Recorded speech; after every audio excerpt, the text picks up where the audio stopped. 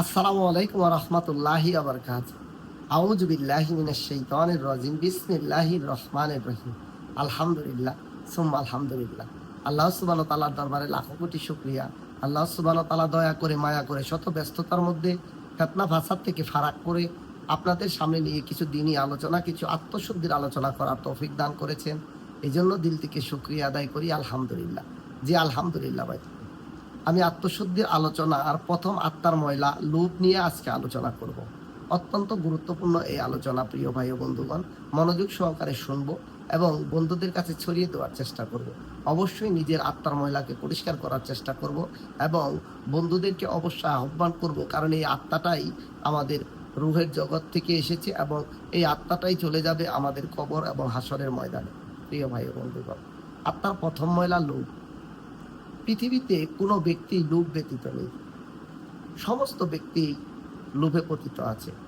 কারো দুনিয়াবি লোভ, কারো আখিরাতের প্রতি লোভ। একটি বাচ্চা যখন বুঝতে শিখে তখন তারও লোভ জন্ম নেয়। দেখবেন একটা খেলনা দিলে সে আরেকটা খেলনা চায়, অন্য কারো খেলনা দেখলে সেটা দেখে কান্না করে।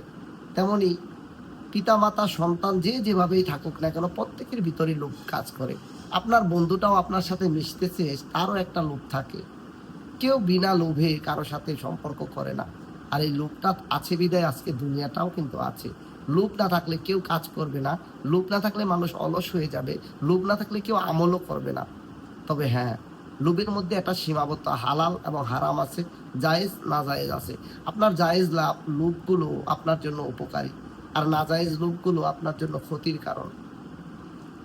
পৃথিবীর মধ্যে আমাদের ইবলিস শয়তান আমাদেরকে যে লোভের লালসায় পতিত করে, সেটা হলো হারাম লোভ। ইবলিস আমাদের ধোঁকা দেওয়ার জন্য হারাম কিছু লোভের ভিতর পতিত করে। দুনিয়ার মধ্যে বড় হওয়ার জন্য, মানুষের চেয়ে অনেক উচ্চ মর্যাদাশীল হওয়ার জন্য, একটা সুন্দর বাড়ি, সুন্দর নারীর জন্য, এমনকি সুন্দর পোশাক, সুন্দরভাবে চলাফেরা এবং সুন্দর বন্ধুদের জন্য।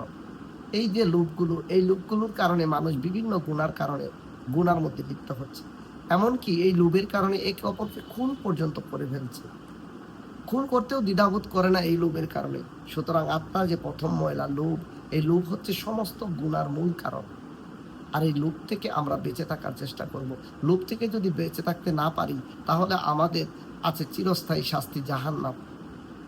আর লোভই মানুষের ঈমান আমল সব ধ্বংস করে দেয়। যখন মানুষ লোভে ধাবিত হয়, তখন ভালো কোনটা খারাপ কোনটা বুঝতে পারে না। তখন সবাই অমানুষে পরিণত হয়ে যায়। মানুষরূপী মানুষগুলোকে তখন অমানুষ হিসেবে দেখা যায়। প্রিয় ভাই বন্ধুগণ, লোভ অত্যাধিক গর্হিত কাজ। আল্লাহ ওয়ালাগান বলেছেন, যে ব্যক্তি তার আত্মা থেকে লোভের ময়লা পরিষ্কার করতে পারলো, সেই ব্যক্তি সফল কাম হতে পারলো। তবে আখিরাতের লোভ, আল্লাহকে ভালোবাসার লোভ, নবীকে ভালোবাসার লোভ, এই লোভটা প্রত্যেকের জন্য জরুরি। আমরা সবাই আল্লাহ এবং আল্লাহ রাসূলকে ভালোবাসবো, আল্লাহর জন্য অপরকে ভালোবাসবো, আল্লাহর সৃষ্টি জীবকে ভালোবাসবো, লোভে পড়ে নয়। প্রিয় ভাই, প্রতিটা মানুষই আমরা লোভে পতিত আছি।